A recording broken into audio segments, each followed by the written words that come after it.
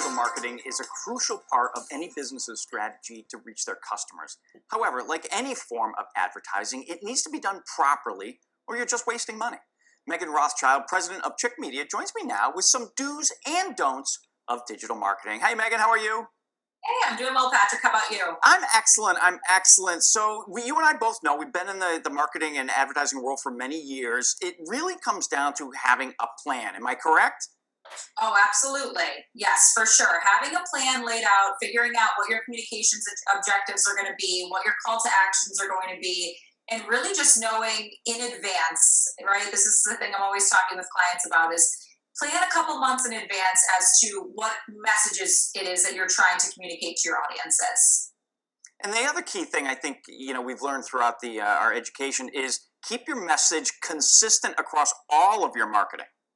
Yeah, so I always say to people, one of my most common phrases is you wouldn't have a party and invite everyone over to your house if your house was a mess.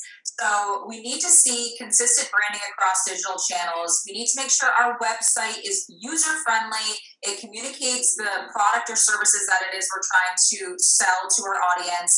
And then everything looks buttoned up and well-branded, because if someone sees a digital advertisement for you and then they go back to your social media and it's a mess and you haven't posted, or they go to your website and they can barely navigate it, that's not a good look. And it really, like you said, is a waste of money. One of the biggest tips on your list here is prepare to spend money and set aside a budget. I think that's one element most small businesses fail to do. They just think social media is going to get them where they need to be. Yeah, and unfortunately, we're in a world right now where, and I don't see this changing, social media used to be a really great free resource to businesses, and now it is a pay-to-play environment.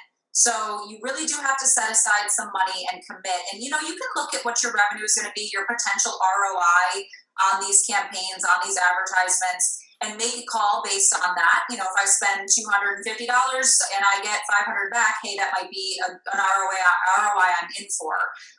So you have to be prepared to spend money. There was an old adage about not doing the shotgun approach, which is just try everything and hoping something will come back to your benefit. But nowadays we have so much data that's available so we can target our proper customer. Oh, absolutely. And that's one of the biggest mistakes that I see small businesses making is, oh, well, everyone can buy my whatever it is, right? My customer is everyone. Well, okay, sure, everyone can buy your product, but who's actually buying your product? And this takes a little bit of work and effort. So one of the biggest recommendations I would make is make sure you understand who your audience is and who's actually a customer and client of yours. You're absolutely right. And sticking on that theme for a moment is going with the shotgun approach. You think you're going to reach everyone at once, and to your point, not if your clients aren't going to buy your products, it's not worthwhile. Right. I was just talking to someone who had a marketer. The demographic was young people in their 20s and early 30s, and they bought an ad in a family magazine targeting families, and that was completely opposite of who they were trying to reach. So you can't be everything to everyone. You have to target your message, and you have to make sure that it's relatable to the people you're trying to communicate to. Meghan, you talk a lot about relatable in this conversation. What are your thoughts on video to reach your customers? Yeah, so this is ever evolving. It continues to be a key point of any marketing campaign. We can no longer get away with exclusively static images.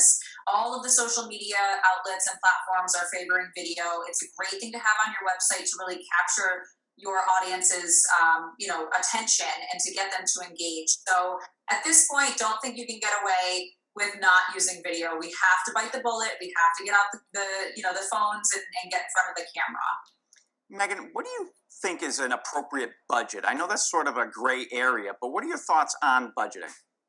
Yeah, so it's a tough question to ask because it really depends on what it is you're selling and the size of the business, right? So if you're a local coffee shop, you're not going to be able to afford and dish out thousands of dollars a month. But if you're a law firm, you might be able to get away with that. So when it comes to budget, it's 10% of your annual revenue. 5 to 10% of your annual revenue should be invested back into marketing. So take a look at your P&L from maybe 2019, since last year was a wonky year, and set aside 5 to 10% to spend towards marketing in the upcoming year.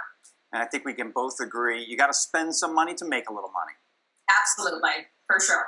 Meghan Rothschild from Chick Media, thank you so much for your guidance on this. I appreciate it. Thank you for having me.